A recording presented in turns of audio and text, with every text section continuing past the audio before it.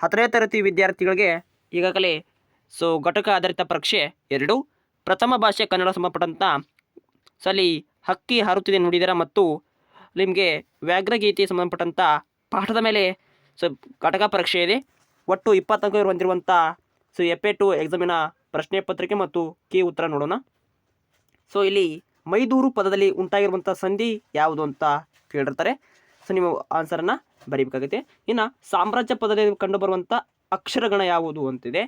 ಇನ್ನು ಇಲ್ಲಿ ಮೊದಲೆರಡು ಪದಗಳಿಗೆ ಸಂಬಂಧಪಟ್ಟಂಥ ಮೂರನೇ ಪದಕ್ಕೆ ಸರಿ ಹೊಂದಂಥ ಪದವನ್ನು ಬರೀಬೇಕಾಗತ್ತೆ. ಒಂದು ಅಂಕದ ಪ್ರಶ್ನೆಯನ್ನು ಇಲ್ಲಿ ಕೊಟ್ಟಿದ್ದಾರೆ. ಹಕ್ಕಿಯ ಚುಂಚಿಗಳು ಎಲ್ಲಿವರೆಗೂ ಚಾಚಿವೆ?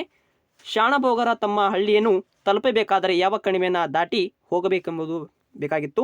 ಅಲ್ಲಿ ನೋಡ್ಕೋಬೇಕು. ಇನ್ನು ಕವಿ ಪರಿಚಯ ಇದೆ, ದ ರಾ ಬೇಂದ್ರೆ. ಇನ್ನು ಗಾದೆ ಮಾತುಗಳು ಸಂದರ್ಭ ಸ್ವಾರಸ್ಯ ಇದೆ. ಇನ್ನು ಪತ್ರ ಬರೆದಿದೆ ನೋಡಿ, ಸ್ವಚ್ಛ ಭಾರತ ಅಭಿಯಾನ. ಪ್ರಾಚ್ಯ ಸ್ಮಾರಕಗಳ ಸಂರಕ್ಷಣೆ.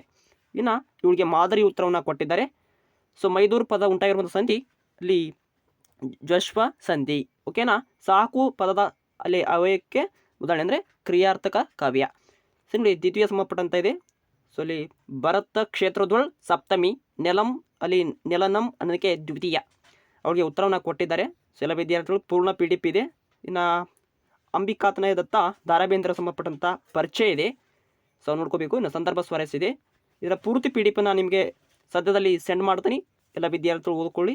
ಮುಂದಿನ ಒಂದು ತರಗತಿಯಲ್ಲಿ ಮುಂದಿನ ಒಂದು ವಿಡಿಯೋಗಳನ್ನ ಮಾಡಲಾಗತ್ತೆ ಅಂತ ಹೇಳ್ತಾ ಇನ್ನು ಇಲ್ಲಿ ಪತ್ರಲೇಖನ ಮತ್ತು ಸಂಬಂಧಪಟ್ಟಂಥ ಪ್ರಾಚ್ಯ ಸ್ಮಾರಕಗಳ ಸಂರಕ್ಷಣೆ ಪೀಠಿಕೆ ವಿಷಯ ನಿರೂಪಣೆ ಮಾಡಬೇಕಾಗತ್ತೆ.